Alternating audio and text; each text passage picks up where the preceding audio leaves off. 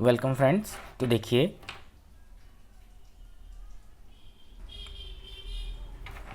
तो ये वाला झालर कैसे बनाते हैं और ये कितना चलता है, तो ये देखेंगे। तो देखिए, ये झालर हमारा जो 50 एलईडी है, इसमें 50 एलईडी का सीरीज़ वाइज कनेक्टेड है। ठीक है, तो इसका पॉजिटिव और नेगेटिव को ध्यान पे रख के बनाना होता है, क्योंकि ये एलईडी वाला है। तो देखिए, इसके लिए हमारा जो अलग से जो ये एलईडी और ये इसका इस तरह से ये इस तरह से चले जाता है। उसके बाद हम इस पे सोल्डिंग करके वायर जोड़ते हैं, और ये कवर इसका ऊपर से है।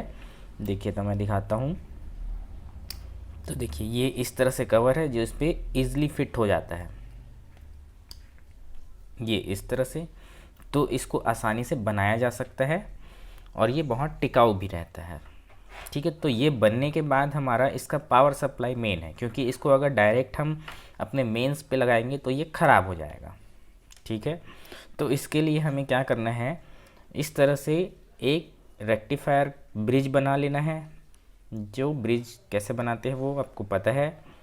और इस पे ये जो एसी लाइन पे है, तो हमारा देखिए, तो 474 जो के है 250 वोल्ट में, तो ये वाला कैपेसिटर हमारा एसी लाइन पे सीरीज़ पे लगाना है।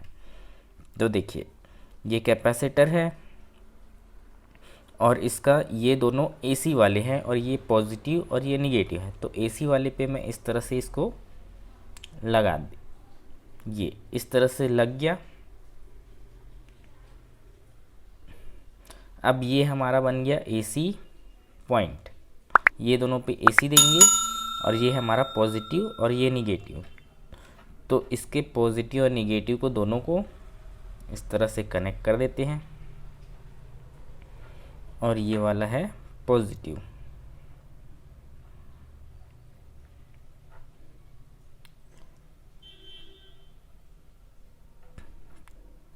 और हमारे एसी वाले लाइन पे एक पे हमारा ये कनेक्ट होगा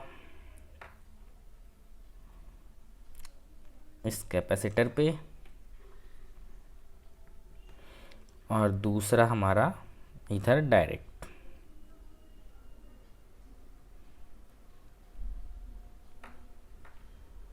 तो देखो, ये कनेक्ट हो चुका है। अब मैं इसमें सप्लाई ऑन करता हूँ। तो देखो, ये जलने लगा है। तो ये बहुत अच्छे से इस तरह से जलता है, और ये बहुत टिकाऊ भी होता है। अगर आप ले तो इसी टाइप वाला ही झालर ले, या बनाएं तो इसी टाइप का ही बनाएं। तो देखो, और ये कितना वाट ले रहा है, तो ये भी मैं आपको दिखाने की कोशिश करता हूँ। तो देखो, तो ये हमारा 2.64 वाट लेता है, और कितना करंट ले रहा है, तो देखिए, ये करंट 30 मिली एम्पियर पे करंट लेता है। और वाट जो है देख सकते हैं 2.6 या 59 इतना वाट लेता है। तो बहुत कम वाट का है, बहुत अच्छा टिकने वाला झालर है। तो इसके आप घर पे भी बना सकते हैं, और चाहे तो मार्केट से भी ले सकते हैं। दोनों जगह पे ईज़िली मिलता है। ठीक है, तो ये वाला तो हो गया। इस तरह से कैपेसिटर जो है लगा के इसका सप्लाई, क्योंकि इसके बीच में कहीं पे भी कोई रेजिस्टेंस नहीं लगा हुआ है। ठीक है, अब मैं आपको एक और झालर दिखाता हूँ।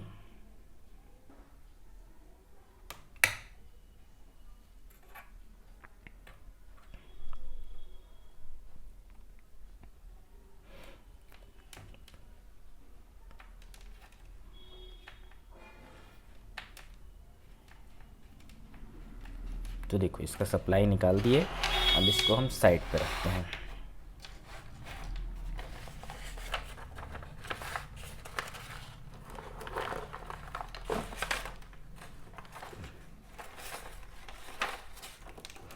एक ये वाला झालर जो मार्केट पे मिलता है, ठीक है,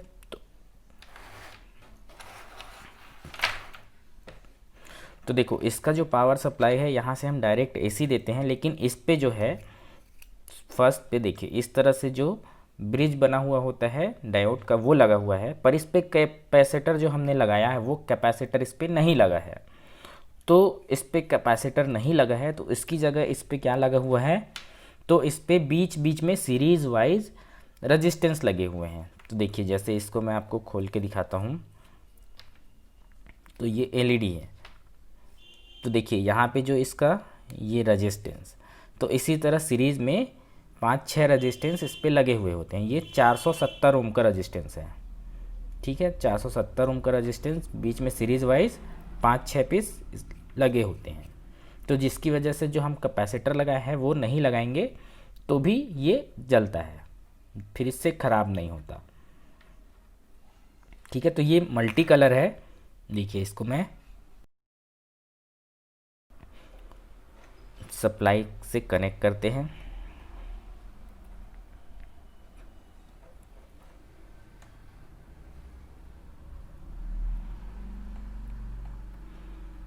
देखिए सप्लाई कनेक्ट हो चुका है। अब मैं इसे ऑन करता हूँ, तो देखिए ये कलर चेंज वाला है। ये जो मल्टी कलर एलईडी जलते हैं इसमें 2 कलर वाला है, तो ये पूरा 2 कलर पे इस तरह से ये जलता है। और ये कितना वाट ले रहा है, तो देखिए मैं आपको दिखाता हूँ। तो ये ले रहा है 4.39 मतलब 4.4 वाट। तो ये 4 वाट मतलब 4.5 वाट का ये पूरा सप्लाई, मतलब हमारा जो है इसका पावर है। तो इससे ज़्यादा पावर ये है, ये 2.3 वाट का था, तो ये 4.5 वाट का। तो इस तरह से जो सिर्फ ब्रिज लगा के या इस पे जो हमारा रेजिस्टेंस लगा हुआ है उसकी वजह से हम इस पे कैपेसिटर नहीं लगाएंगे तो भी ये चलता है। तो देखो ये कनेक्शन कैसे हुआ है इसका हम देखते हैं। तो देखो ये एसी वाला लाइन है, समझ लीजिए। तो यहाँ से एसी लाइन जाता है, तो इस तरह से जो हमारा ब्रिज रेक्टिफायर बनता है,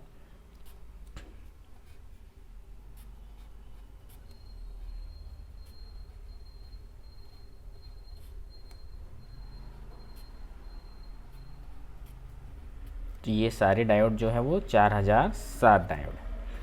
तो ये वाला पॉइंट इसका एक एसी पॉइंट होता है और ये वाला एक। तो इसी एसी लाइन पे यहाँ पे हम जो 474 250 वोल्ट का कैपेसिटर है इसको लगाना है और यहाँ से हमें डायरेक्ट एसी सप्लाई दे देना है। उसके बाद देखो आगे ये हमारा पॉजिटिव बनेगा और ये वाला पॉइंट है जो निगेटिव बनेगा। तो इसी पे हमें इस तरह से जो एलईडी है